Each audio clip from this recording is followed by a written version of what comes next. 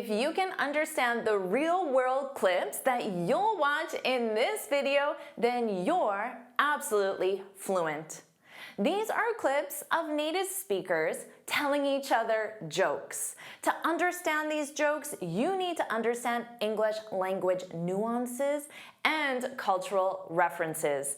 If you laugh during this lesson, you're definitely fluent. Welcome back to JForrest English. Of course, I'm Jennifer. Now let's get started. First, you'll watch the clip of the joke without subtitles. Then you'll watch the clip with subtitles. And finally, we'll review the joke together. Here's the first joke. What did the fried rice say to the shrimp? Fry your rice. Don't walk away from me. What did the fried rice say to the shrimp? Fry your rice. Don't walk away from me. So, did you laugh? Make sure you keep track of your laugh score as we go through the jokes. Now, what did the fried rice say to the shrimp? Don't walk away from me. So, you cook fried rice with a wok, right? Now, the pronunciation of walk and walk are the same. So when I said them, it was the exact same word. Different spelling, same pronunciation, different meaning. So you could say, after we bought the wok, we went for a walk in the park. So this is only funny because those two words share the same pronunciation but different meanings. And that's why you have a high level of fluency if you understand these nuances. Joke number 2, here we go. Did you hear Steve Harvey and his wife got into a fight? That's not real, is it? Yeah, it was a family feud. Did you hear Steve Harvey and his wife got into a fight? That's not real, is it? Yeah, it was a family feud. So did you laugh? I like this joke because I grew up watching the show Family Feud. So to understand this joke, you need to understand the cultural reference. Did you hear that Steve Harvey, who is the host of a very popular TV show called Family Feud? So did you hear that Steve Harvey and his wife got into a fight? Now, you also have to know that a feud is a prolonged fight or conflict, and it can be within a family, like in this case, but it doesn't have to be. It can be within a business or within a neighborhood. So in this case, a family feud is used in two different ways. It's the name of the TV show, but the word feud also means a prolonged conflict or fight. So a classic example of a feud is Romeo and Juliet. Romeo and Juliet's tragic ending was the result of the feud between their families. So you could say because of their family feud. Now let's practice that pronunciation. Feud, feud, feud, feud. Joke number 3. Why couldn't the computer dance? He had no algorithm. Why couldn't the computer dance? He had no algorithm. Did you get this one? Maybe this was a little easier to understand because the concept of algorithm is very well known. But did you notice the spelling was of the word rhythm? Rhythm. Now this is funny because having rhythm is key, is extremely important to dancing well. You can't dance well without rhythm. Now rhythm is the ability to move your body in sync with the music. So your body movements match the music. Now, algorithm, spelled differently again, but same pronunciation, and of course an algorithm represents computer instructions. Now let's just practice that pronunciation as well. Rhythm, rhythm.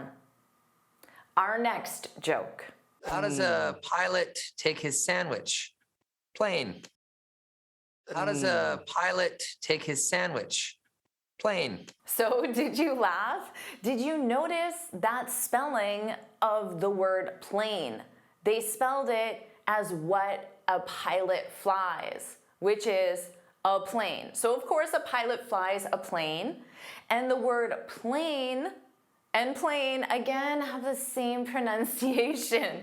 Now in this case, a plain sandwich would mean a sandwich without any additional toppings or sauce. It isn't very common to ask for a plain sandwich, to be honest, but it is very common to ask for a plain hamburger, which would mean just the bun and meat. So no ketchup, no cheese, no tomatoes, just the bun and meat. That would be a plain hamburger. Or a plain pizza, which kids normally order, crust, sauce, and cheese, the core ingredients, nothing else. And noticed in the joke, they used the verb take because that's how we ask someone, how do you take your coffee or how do you take your tea, to ask, how do you want it prepared? So to answer, you would say, I take it, my coffee or tea, with milk and sugar. Or you can say, I take it black, which means plain. In this case, just coffee. I take it black. Joke number 5, I love this one. Let's watch it. Hey son, did you hear the rumor about butter? Well, I'm not gonna spread it. Hey son, did you hear the rumor about butter? Well, I'm not gonna spread it. So did you laugh? I hope you laughed. This is very funny because you spread butter on your toast, and that means to apply or distribute evenly. So that's the verb you use.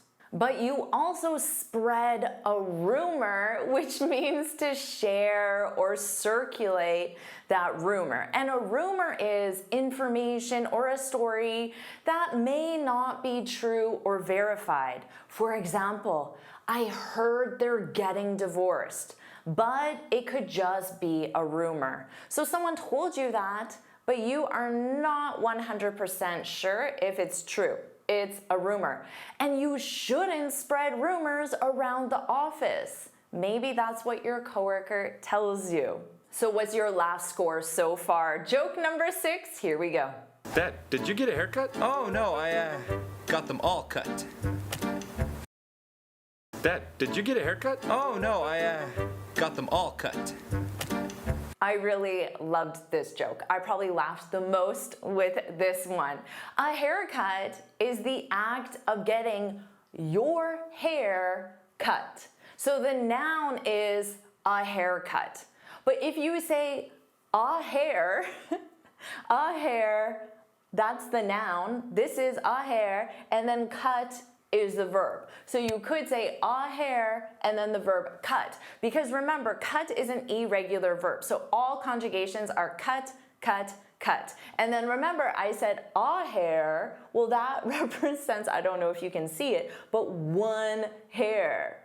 So in the joke, did you get a hair, one single hair, cut? And then he replied back and said, no, I got all my hairs cut. This was very funny.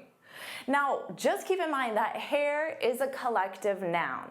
So you would say, ooh, there's some hair in my food. So notice hair is singular. You would not say there are 2 hairs in my food. You could say, ooh, there are 2 strands of hair in my food, but that's not very common. It would be more common to just say, ooh, there's hair in my food, to use the collective. Joke 7, here we go. What do you call a guy that keeps my daughter out late on prom night? What? An ambulance! What do you call a guy that keeps my daughter out late on prom night? What? An ambulance! Did you laugh?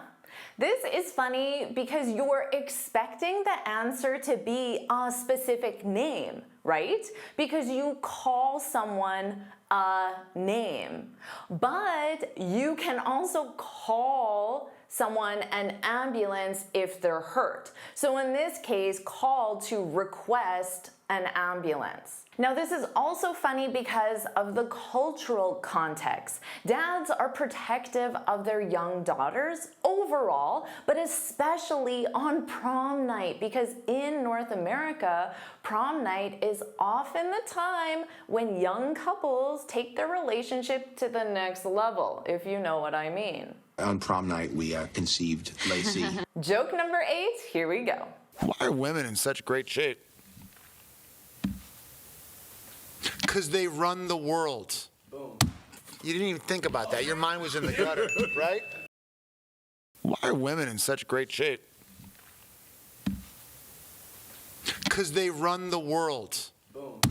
You didn't even think about that. Your mind was in the gutter, right? You get this one, right? This is a cultural reference because Beyonce famously sang, "Who run the world?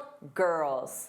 Now, yes, I know grammatically it should be runs. Beyonce knows that as well. Everyone knows that. But that's not the famous lyric. The famous lyric is run. Now, to be in great shape, this means you're very healthy and fit, but you can use any adjective. You can say, I'm in terrible shape, which means you're not healthy or fit. You can also say, I need to get in shape, which means I need to become healthy and fit. And of course, people who run as a form of exercise are healthy and fit, so they are in great shape. And then in Beyonce's song, run has a different meaning. It means to control, to be in charge of, to manage. For example, Claire runs our marketing strategy. She controls it. She's in charge of it. Joke number 9, can you laugh? Let's find out. I took a quiz on Facebook called, "What's your spirit animal?" I got extinct. I took a quiz on Facebook called, "What's your spirit animal?" I got extinct. I thought this was pretty funny because he's making fun of the fact that he's old. He's so old that his spirit animal is extinct, which of course means no longer living.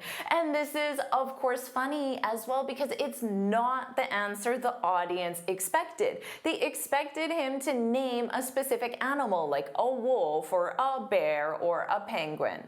Now notice here, I got extinct. In this case, got, the verb get in the past simple, is used to mean I received extinct. Get is used in many different ways. For example, which shirt did you get? Which shirt did you buy? Oh, I bought the blue one.